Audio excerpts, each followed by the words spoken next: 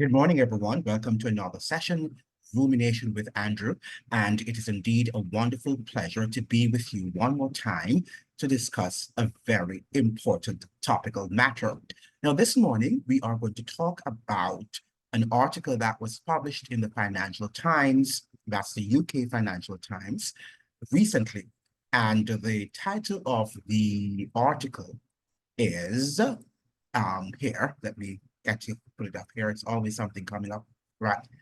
London-based Financial Times hails Jamaica's debt management a success. And that was written, this is coming from the Nationwide. I'm sorry, that was not the article coming from the Financial Times. The Financial Times says that Jamaica is doing great. Thanks, right? That's the title of the article. This is a Financial Times article. The title, rather, Jamaica is doing great. Thanks. It says that Jamaica is admittedly not the biggest economic story of the past decade, but some parts of the PT, that's the Alphaville Empire, reckon that it is at the very least one of the most intriguing, right? So it's not one of the biggest economic stories, but it is one of the most intriguing. Interesting. A few years ago, also, PTAV ran a chunky two-part investigation into how Jamaica found itself circling the economic drain in 2013 after spending over half its time as an independent country in various IMF programs. But by 2019 had managed an improbable escape and impressive recovery. Now, unfortunately, COVID-19 brutalized Jamaica right after that, hammering the country's open tourism-dependent economy and threatening to undo a decade's worth of hard work. So it's dependent on tourism, which is not going to make Jamaica a rich country because the tourism sector is dominated by these global elites, right? And they are not about producing, or they're about expatriating profits. And we've got to understand that, right? If we are going to be able to assess what is really happening economically on the island. Russia's invasion of Ukraine has been another hit, lifting inflation and further blowing out Jamaica's current account deficit. One of the things that you have to understand also is how these global elites, they will create wars, right? They pretend to that they're helping you economically. So the IMF was in Jamaica. And according to them, I know that's nonsense what they're saying, but according to them, that's the IMF, Jamaica was doing very well economically, right? And then we had this global pandemic, right? And then we had this war in the Ukraine with Russia. And these things, of course, are going to offset all of the gains that we had made, right? And this happens all the time, right? There's always something, and they will say, well, it's not us, right? It is a war. It is a pandemic, right? That has really put things off track. And this is what you have to understand. And a lot of times it is intentional and created by them. Now, let me share my screen with you. The Jamaica Observer, that is all woman, that's AW. Jamaica gets glowing review in Financial Times. So let me share that information coming with you from the Jamaica Observer. So all of these people down there, right? Well, I should say most of the elites, and of course the Jamaica Observer and the Jamaica Gleaner, which are the major newspapers on the island, belong to the local and global elites. So they would be happy to hear that, right? And they, of course, would be sounding the trumpet that Jamaica is doing very well economically, which it is not, by the way. But, according to the global elites, that is how you should think. And they mold and shape your thinking and your reasoning. And I told you that in my video yesterday. Now, this is the Jamaica Observer. It says here, country hailed for one of the most remarkable turnaround stories in economic history, right? So it's one of the most remarkable, even though it is definitely one of the poorest countries at this point in time, perhaps the second poorest to Haiti in the Caribbean region, right? But it has been hailed as one of the most remarkable turnaround stories in economic history. That is unprecedented, right? So Jamaica was the subject of a glowing analysis last Friday in the Financial Times, which described the country's economic performance over the past 10 years as arguably one of the most remarkable and radical but underappreciated turnaround stories in economic history. Now, if you had read the Financial Times article, the one that was published that I just read, right, briefly, they, at the end of the article, and let me share it with you because you might think I am lying, right? It says here at the end of the Financial Times article, which talked about how Jamaican economy is doing magnificently well, it says, but compared to where the country was a decade ago, when even Jamaica's finance minister warned that the survival of Jamaica nation as a viable nation state was at stake, this is as close as a miracle you were ever likely to see. So the fact of the matter is that the Jamaican government thought that, well, at the time, the finance minister, which would have been, or who would have been rather, Dr. Peter Phillips, said that, Jamaica was in a dire state, right? That it really, really threatened Jamaica's viability as to be a state, right? As a nation state. Now, what is important, interesting, is that also the Financial Times was also suggesting that America should use Jamaica as an example, right? And maybe they should, maybe America should send, or Jamaica should send their economic technocrats to Washington to help Washington to understand how to deal with their debt.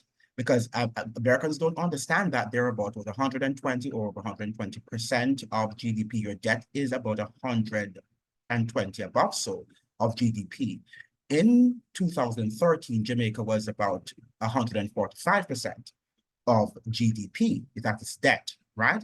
So you're getting there, right? And if these forever wars continue in America, that is, and I'm sure that they will continue, you can be certain that perhaps by next year, if the next president doesn't come in and say, we have to stop these wars or put a pause on them, right? You are going to be heading to 130, 140 very, very soon, right? Now, will the IMF do the same things or will they impose the same restrictive and austere structural adjustment programs on American citizens? That is going to be what the future will tell you. I do think that one day that it is going to happen, right? Because the chickens will eventually come home to roost, right? And Americans will have to face the reality of the world. I think if the dollar is challenged, right, that would be something. The dollar is no longer viable world reserve currency rather, then I think that is going to happen. Now, it says here that the article written by Robin Wigglesworth, editor of the Financial Times financial blog Alphaville, basically focused on the just concluded International Monetary Fund virtual mission to Jamaica, conducted as part of reviewing a precautionary credit line and completing the regular Article 4 reviews of all members. What is interesting, and I've been saying this from last year, to date, well, if somebody knows and would like to correct me, I would be very, very happy. And you can contact me and let me know the truth. The fact of the matter is that I have not yet heard any viable IMF program. What are the conditionalities? I have not heard anything coming out of Jamaica about this precautionary agreement with the IMF, right? And somebody can alert me as to what that agreement is all about. What are the conditionalities, right? And how would we fare under such a program, right? No investigative journalism has been done about this. All of this is shrouded in secrecy, right? Now, in the Financial Times article, Wigglesworth stated that in 2012, Jamaica needed a bailout, but the IMF, World Bank, and Inter-American Development Bank were fed up of spending time and resources on a perennial hot mess. And I understand that in Congress, or in the high seats of power in Washington, D.C., I'm not sure if it was in Congress, but somewhere probably in the IMF and the World Bank, thereabout, that they said it could be the US Treasury, right? That Jamaica should, they wish they should leave Jamaica to burn, right? That was what was the response, that if Jamaicans don't want to impose, the IMF to impose the stringent austere um, structural adjustment programs upon the island, that the authorities, the powers that be, should allow Jamaicans to burn, or Jamaica itself to burn. Not Jamaicans, but Jamaica. But if Jamaica burns, then Jamaicans also will burn, right? Because not everybody um, might, emigrate. Now, the fact of the matter is that these are the people who we think are trying to help us, the ones who said that they let Jamaica burn, right? So now that they have stolen the resources of the country, right? Because people don't understand what these structural adjustment programs do. A lot of Americans don't. And if you don't, I will continue to share with you that the book, the documentary Life and Debt, right? And this, I took this from the Columbia's website, the columbia.edu, that's Columbia University. So this is no conspiracy theory, right? For those of you who are left-leaning, right? You should understand. Now, Life and Debt was a documentary, and I think that this documentary was beautifully summed up, was beautifully summarized by this writer from Columbia University in North America, in the United States. Stephanie Black's documentary on Jamaica's economic woes begins with the arrival of a group of exclusively white vacationers into the airport wearing expectant grins on their faces. En route to Montego Bay, their frolics at the beach or around the hotel swimming pool will appear throughout the film as an ironic counterpoint to the economic realities of the other Jamaica, a country suffering from a 30-year IMF austerity regime and multinational domination of the traditional self-sustaining large agricultural economy. So this is what is happening. The tourists are seeing, this lush, green and beautiful country, right? And they're there to enjoy their vacation. And do you know that there are also Jamaicans who understand the reality, who go back to Jamaica and they go to the hotels and say, yeah, they went to Jamaica and had a great time, because they're basing their trip on vacationing in Jamaica, which the tourists do. But lots of time they do not have time to really study and to drive around to see what's happening on the island. And they do stay for a very, limited time, so they're not able to see the day-to-day realities, socioeconomic realities that bedevil that country. But they will go back and say Jamaica is doing very well and they like what the Prime Minister is doing. And I'm not suggesting here that you ought not to be fair, right? Because, I think that I try to be fair as far as I can be fair. But again, fairness is not speaking lies. Being balanced does not mean that you are going to overlook the realities, right? Because the truth is the truth, and the truth cannot be changed, right? You cannot adulterate. You can attempt to adulterate the truth, but the truth cannot be adulterated. It is what it is, and we've got to face what the reality is. It was Edward Luce, before I continue with the this Life and Debt synopsis, the synopsis that the writer here has written. Edward Luce, and I did tell you about Edward Luce's book. It is Retreat, right?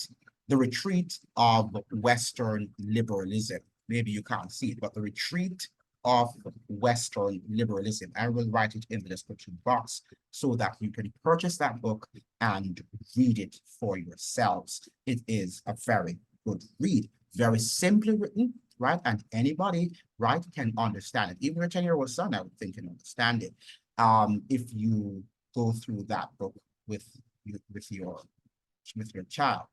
Now, there is something that he says here that I wanted. He says, writing in the 1950s, right? This is now Edward Luce speaking, right? And this, I'm quoting here from page 37 in his, the title of this chapter is Fusion, right? Now, he's talking about the problems that we're facing as a Western society, and which are many, right? But he's highlighting something here that is very critical. He says, writing in the 1950s, Daniel Bell, the great American sociologist, said, and I quote, and this is what Daniel Bell, the great American sociologist, is saying: economic growth has become the secular religion of advancing industrial societies. And I've been saying this for quite some time, that this is a secular, this is a religion, right? And of course, Edward Luce is agreeing with him. He said he was right. It follows that in its absence, many people lapse into the equivalent of atheism. That sense of listlessness shows up in many, listlessness, I should say, shows up in many ways.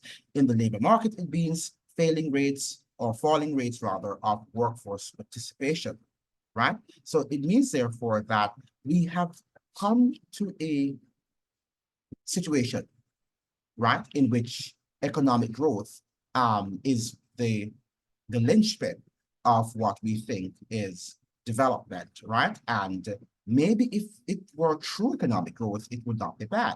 But what we see here are aggregate, economic growth, where they will, if Bill Gates goes to Jamaica and he invests in Jamaica as a billionaire, then Jamaica's economy is going to grow, right? But is it growing for Jamaicans or is it growing for Bill Gates, right? Because he's a part of that level of investments. That is what we have to think. That it does not mean the aggregate does not mean, therefore, that whole the parts, right, are doing very well. Yeah, in aggregate terms, yes, the economy is doing well, but it's not doing well for the minute parts, right? The everyday parts, the parts that matter really are not doing very well, right? And that is what we have to do. It's almost like talking about holistic health, right? The doctor can talk about your kidneys and dealing with your kidneys and see what he can do about your kidneys, but if he does not look at what impact does your kidney, right, have with other parts of your body, of organs, of the tissues of your body, then you are not healed, because our bodies are interconnected. The organs and the tissues of our bodies, I should say, are interconnected, and we must not think that they can be dealt with singly and then everything you're going to be having good health. It doesn't work like that, and these are some of the challenges that we're facing in our healthcare system.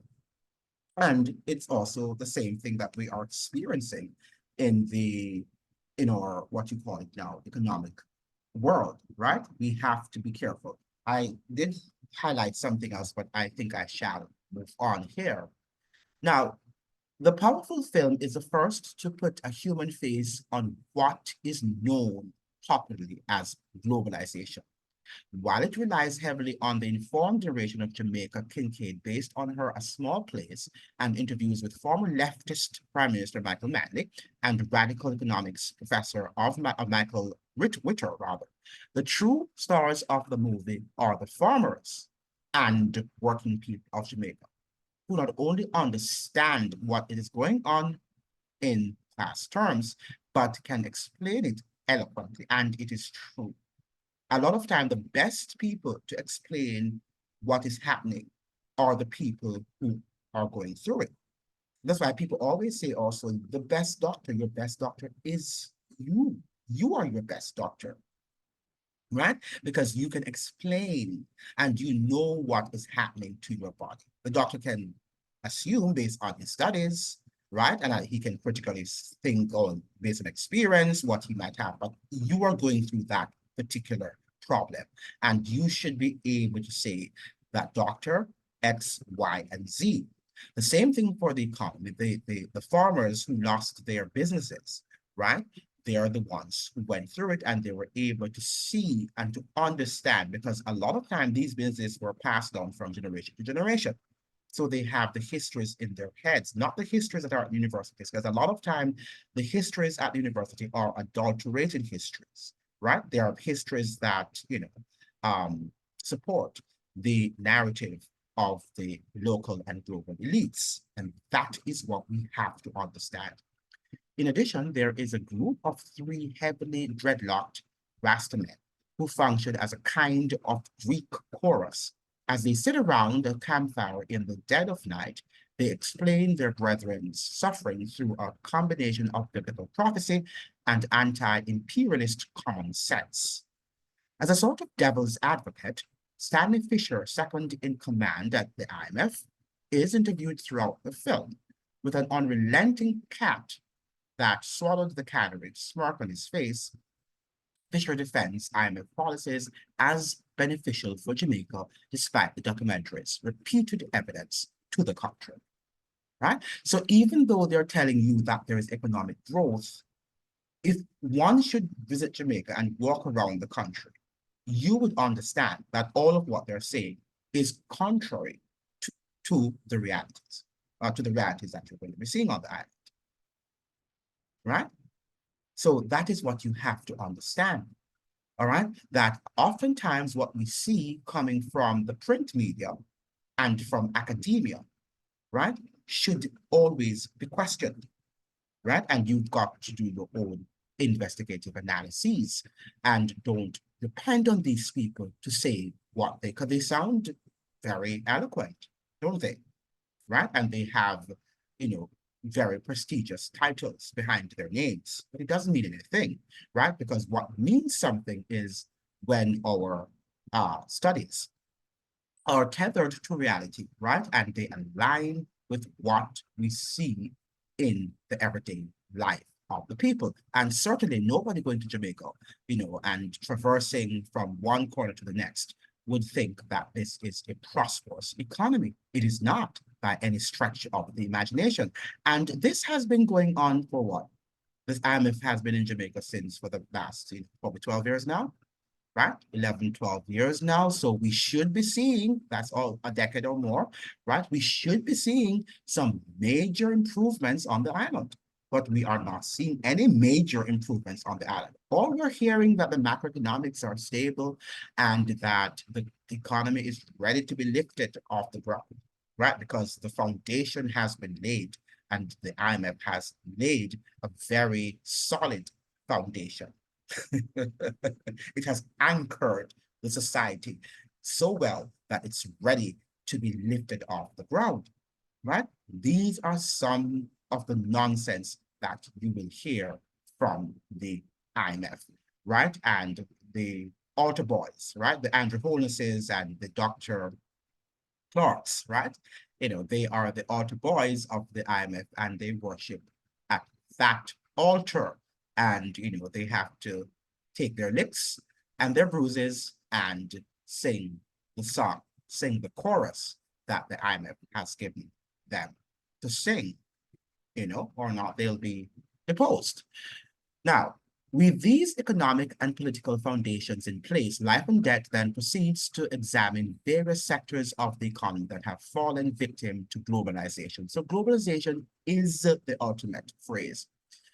It starts with a trip to the countryside where local produce farmers explain how potato, onion, and carrot imports from the United States have put them out of business.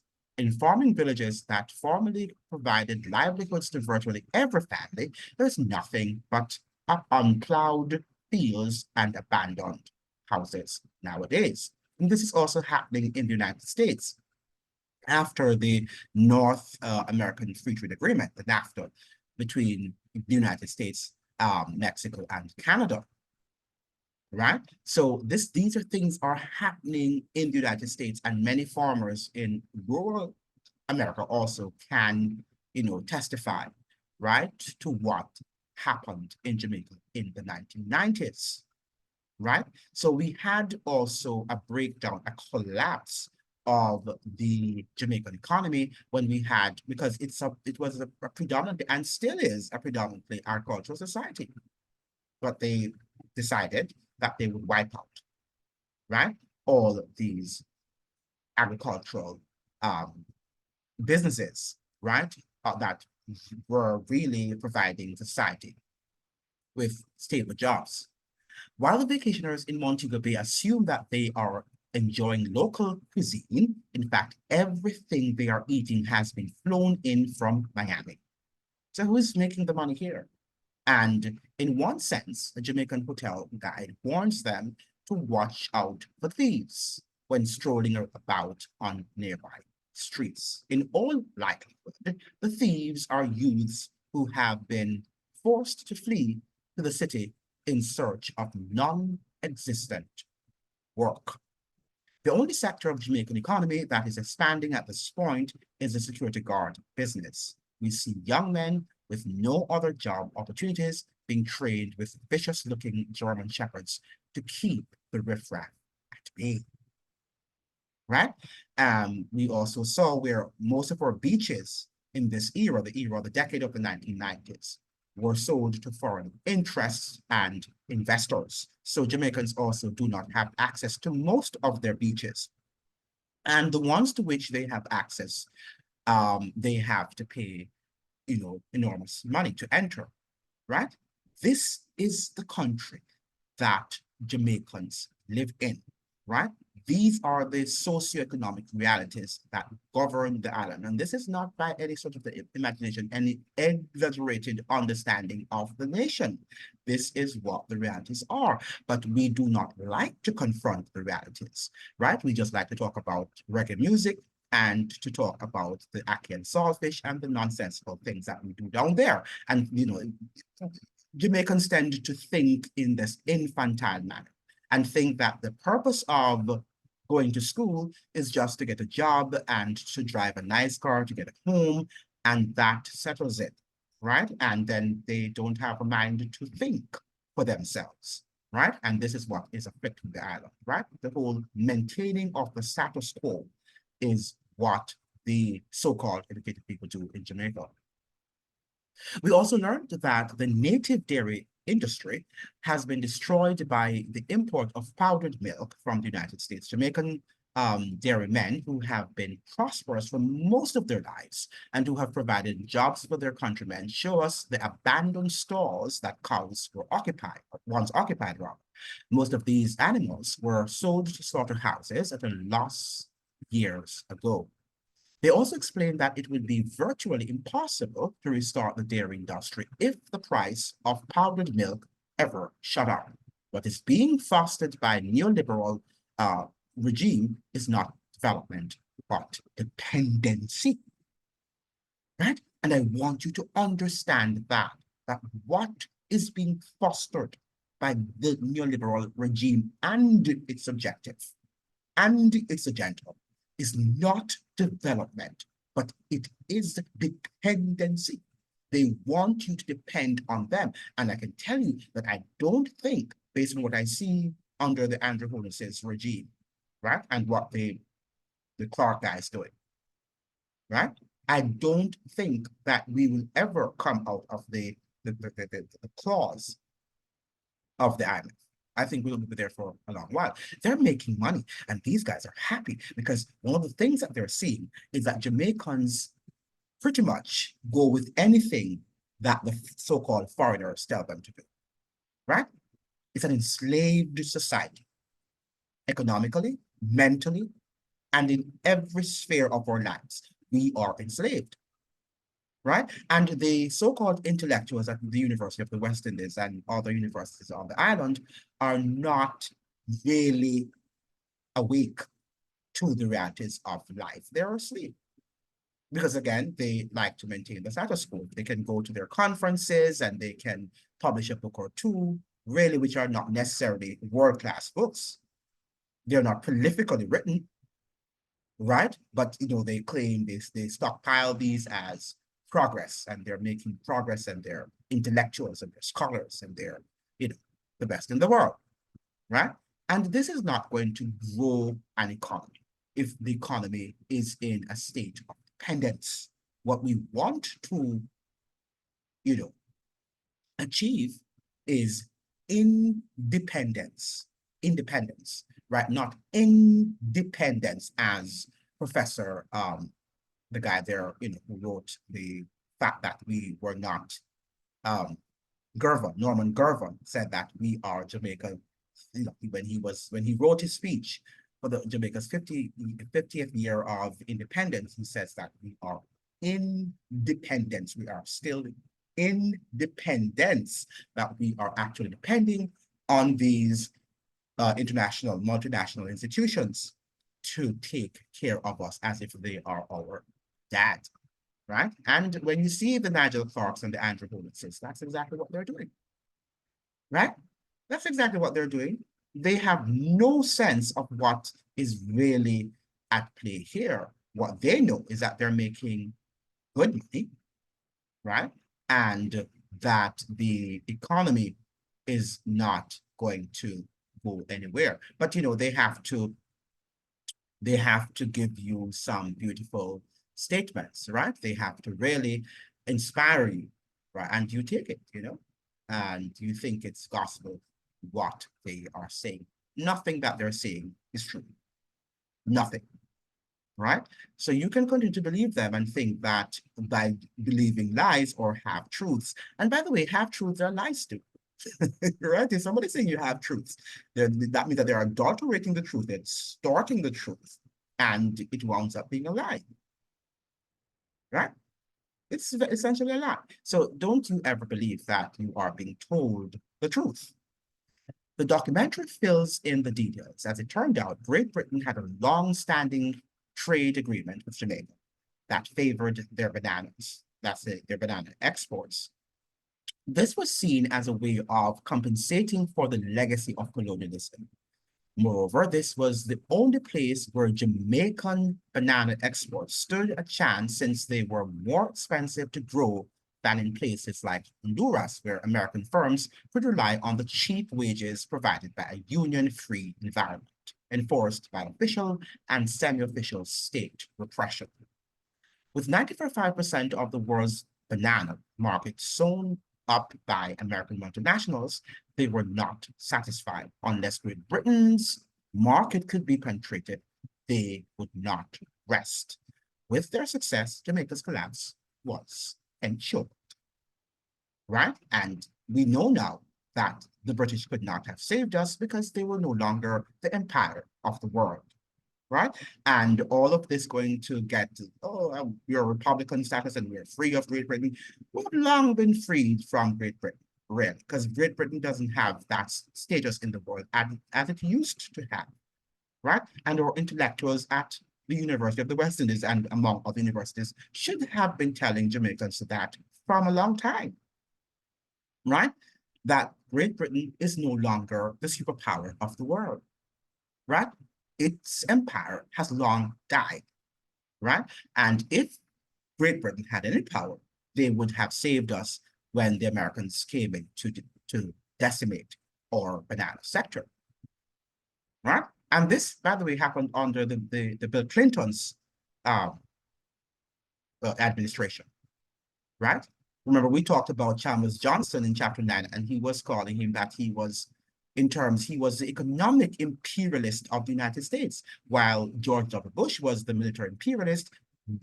Bill Clinton was the economic imperialist, right? And if you were watching him, that's why they called him Slick Willie. Okay, and there's a lot to learn about that.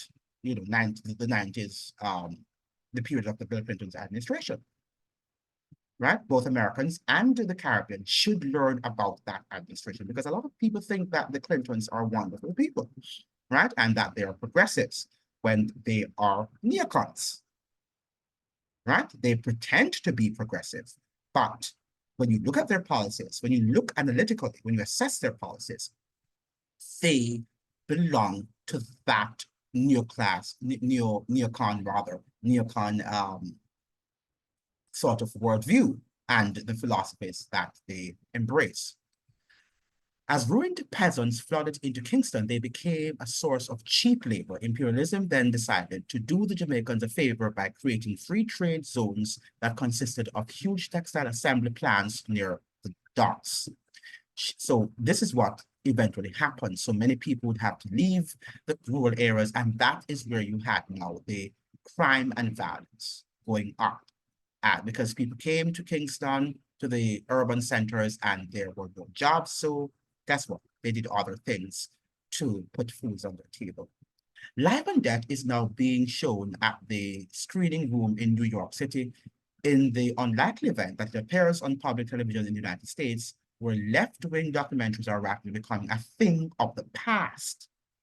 right? So even the United States doesn't want this to be shown. And this article was written during the Obamas, right?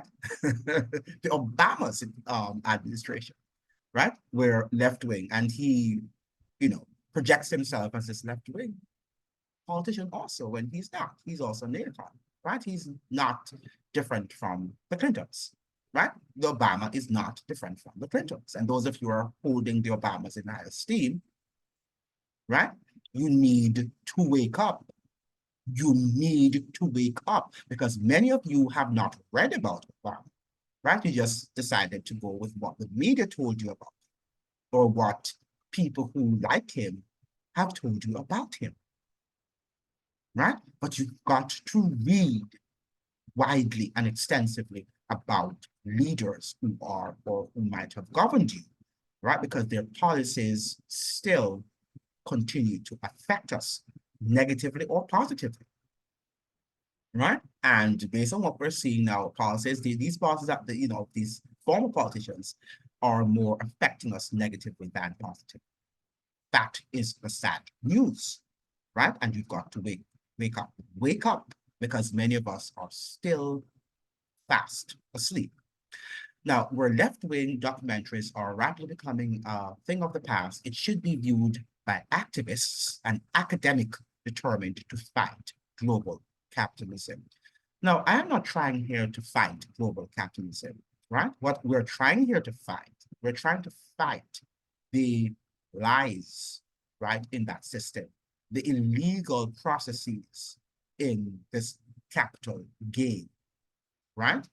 Because we're not here. And, the whole matter of global capitalism also, if this is what she's suggesting, is that we should allow sovereign countries to do what is in their best economic interest, not what is in the economic interest of the Financial Times or the International Monetary Fund and World Bank and the IDB, right?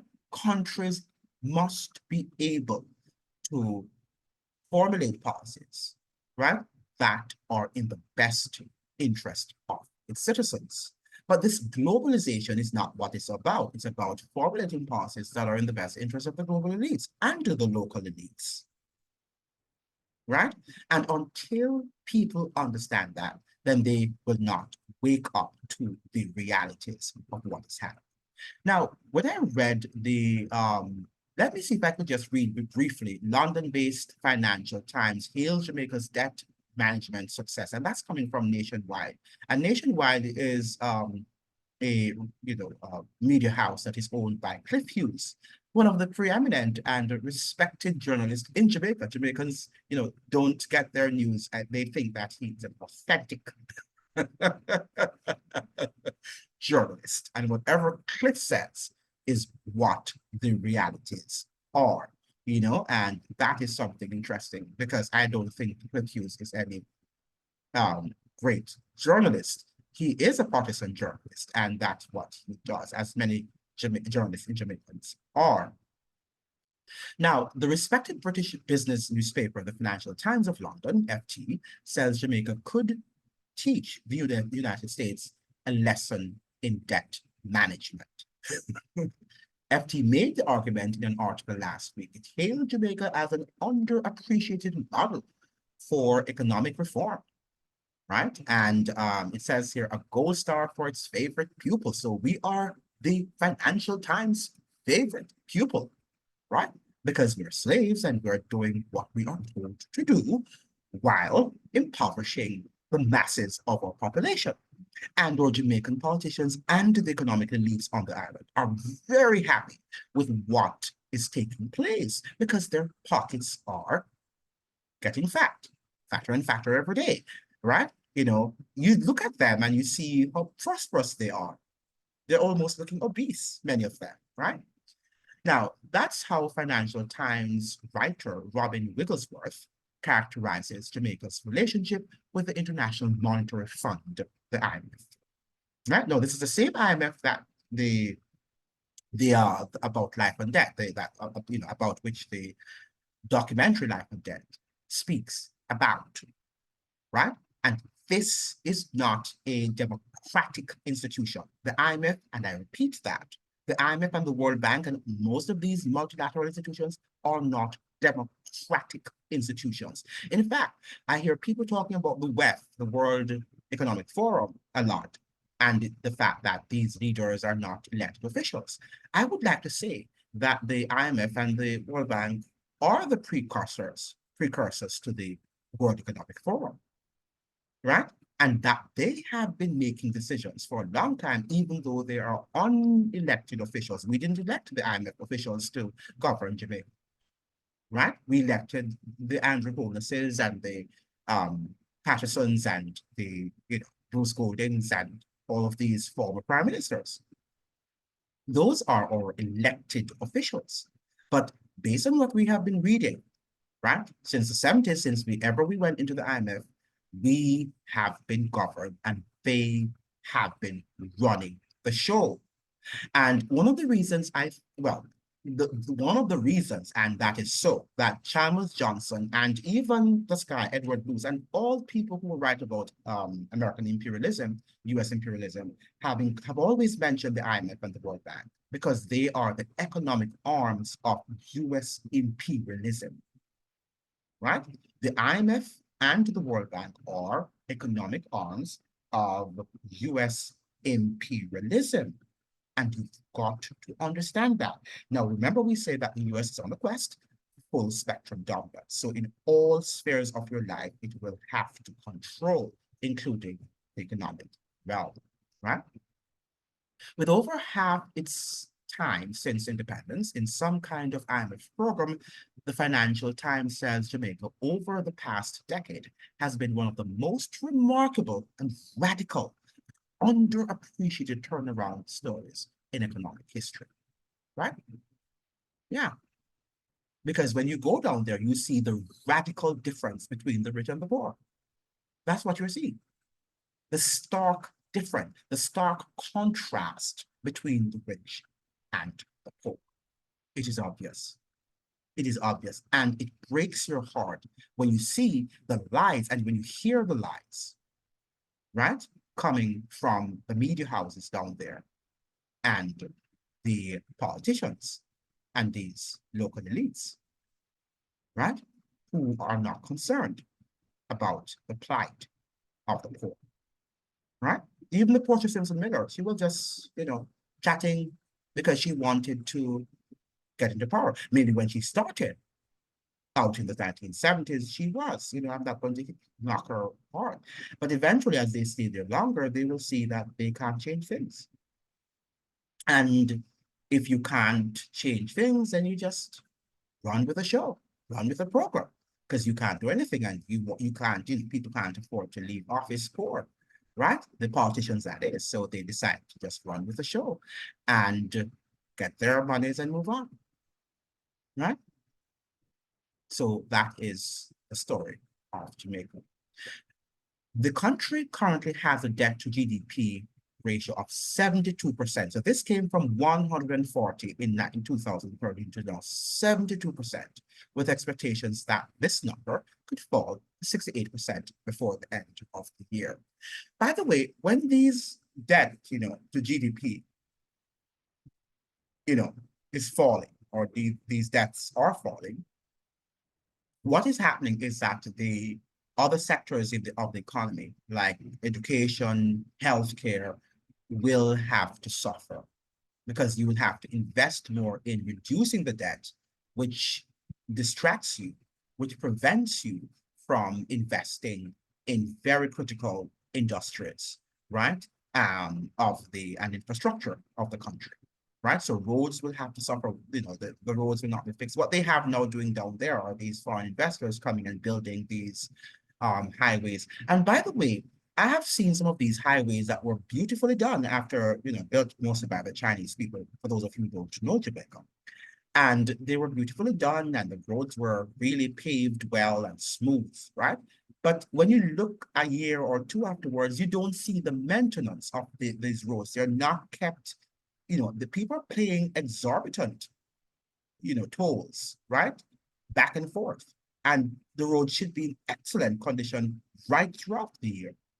right? Because they are charging an arm and a leg for those tolls, right? So the government needs to step up to the plate, and we need to see paved roads all the time, right? They should be always paved because the people are paying to drive on those paved roads. And you don't care. What these guys want are for the people to put money into their pockets. And we talk about taxation without representation. That is what is happening in Jamaica. And that is what the IMF is all about. And then they call it free trade agreement, right? Nonsense. Now, the FT says in November, Jamaica sold the first Jamaican dollar denominated international bond in its history, a move which helped to lessen its exposure to the US dollar. All this is, mumbo jumbo, right? It's not, doesn't mean anything to the common man, right? All of what is being said here in the Financial Times and the Nationwide and the Jamaica Observer does not mean anything to the common man because it's not helping him. It's not, when he goes to the grocery stores, he's not seeing anything that is that that are reasonable priced. He's not seeing anything that the supermarkets are really, really expensive, and bus fare, and basic needs, necessities of the country are really, really expensive. This I read as a comment because everybody thought that hearing this news was good news, right? Except one intelligent person, right? Who was able to assess what is happening on the island. And I'll end here. Might be, and this is a comment after the article was written by the Jamaica Observer, glorifying, right, what the IMF, the Financial Times, the article that it had about Jamaica's economy doing very well. While it is great that the Jamaican economy is being portrayed in a positive light, I unequivocally continue to find it hard to believe in that 4.5% unemployment rate that is being claimed to have been achieved. I honestly don't see that. If that is fully the case, why are there still so many people running around barely having a meal to eat or making ends meet? Why are there still so many people doing other things than work? Puzzling. Furthermore, if the financial system is well capitalized and liquid, why can't the people who were robbed of their various hard-earned monies be easily repaid what was stolen? And this is a critical point because many people, every day you wake up in the newspapers, right, you're hearing that people are being robbed, are being stolen of their monies from the banks. And you're not talking about, no, these are, Main Street banks in Jamaica, right? The National Commercial Bank and the Bank of Nova Scotia, but particularly the National Commercial Bank, the NCB. People are losing their monies every day in this great economy. This is mind-boggling. But this is, let me continue with what this comment, this person is with her comment. Now, something is being inflated here, pun intended. We can't be doing so well, yet so many people seem to be struggling or suffering. Very good point, my dear. Or perhaps what is being reported is only inclusive of a certain set of people. You are correct. If you carefully think about it, well-off people might not need to be employed, and it can't be reasonable to come to a 4.5% unemployment rate for them. But think of the poor class. Can you honestly say things are so good now that as low as only 4.5% of them are unemployed? Are they employed because unemployed rather? Are they unemployed because they can't find jobs, or B, the government can't pay them? This would certainly contradict what the article is reporting because the economy is glowing, right? Or C, because they simply don't want to work. So these are the questions, very good questions being posed by this commentator. Now, there is a large number of people who actually don't want to work. Are they being omitted from these studies or reports? That would likely be the only way they are arriving at that 4.5% unemployment. But we can't leave them out, right? And she says, and he or she says here, I recall a Staten report last year that seemed to suggest that some 772,000 Jamaicans who can work are unemployed. So either someone can't do maths or we're lying to ourselves.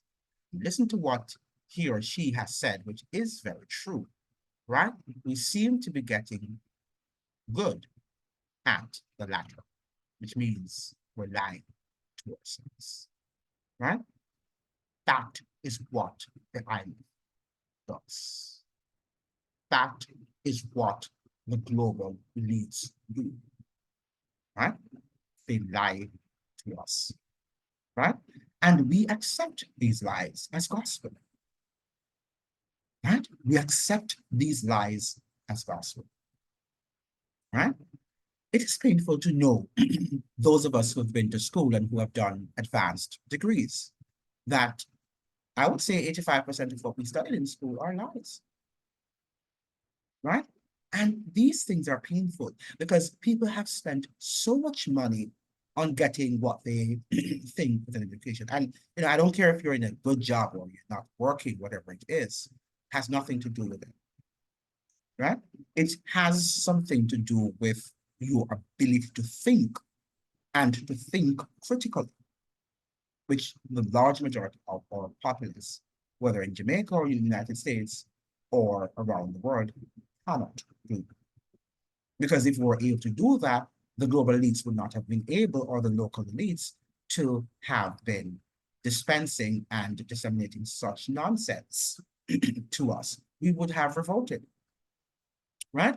But because we think that these institutions are governed by men of integrity, right? Men of unwavering moral compass, right? We think that, what they tell us is true. And the stats that they, demonstrate, or that they show us, that they churn out, we think that that also represents truth, right? In many cases, they do not. And it's time for us to wake up. The Jamaican economy is not doing very well, right?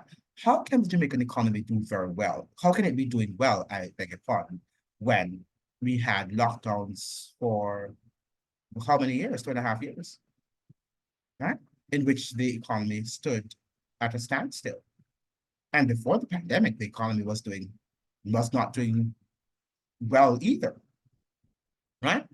We just heard the politicians saying tourism is up, and we know that these profits are expatriated profits. They're not going to remain in the Jamaican economy to build us, to develop the economy, right? We see these Chinese investors coming down there and they're investing, but what are they doing? They're taking prime lands, right? Prime assets. And Jamaicans find that to be, they're comfortable with that, because once they can ride on a nice paved road from Portland to Port Rios, they think that's development.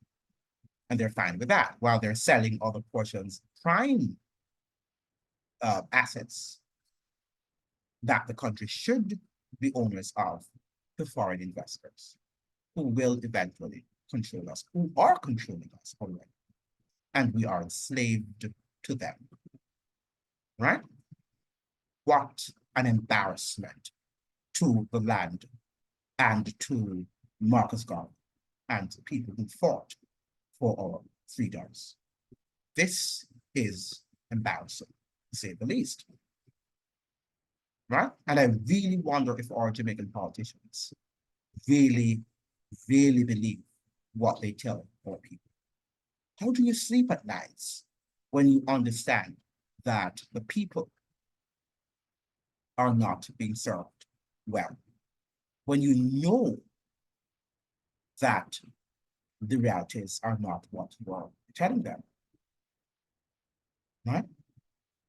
You've got now, but Jamaican people, you've got to do your own analyses. You've got to really delve deeper into what you're hearing from the politicians and from these academic elites. Because the academic elites are also a part of, they have joined forces with the economic elites and with the political elites, right? And they will write books, publish, tomes that you think are, you know, worth reading. And yeah, you should read that, but you should not always believe what you read, right? And many of us have no other forms of reference, right? No other point of reference than what we hear our politicians tell us. And because we think that they graduated from these elite institutions like, the Oxford universities and the Harvards and the Princetons, we think we hold them in high esteem, right? And we think that that is going to salvage our economies. It's not, because they are houseboys and housegirls, right? It's no different from the plantation. The people in Jamaica, the large proletariat, right? The large proletariat or lumpen proletariat class, right? They are the slaves of the plantation. They represent the slaves on the plantation, right? While the academic and the economic and political elites are the house boys and girls, the house slaves, right? They are the house slaves because they are also, they have to, they're beholden to follow the diktats from these foreign entities like the IMF and the World Bank and the US Treasury, among others, right? So the Financial Times can write all it wants to write, right? Because it's a well-decorated paper and people respect it. People, who don't read for themselves and who cannot, you know, um, assess the realities of life for themselves will believe what the Financial Times say. But people like myself and others who think, right, and who are tethered to reality cannot accept the assumptions that the Financial Times has that the Financial Times has just presented. Now, thank you so much for joining. I hope that you will, join me another time for another enlightening and stimulating discussion. See you then. All the best. Bye.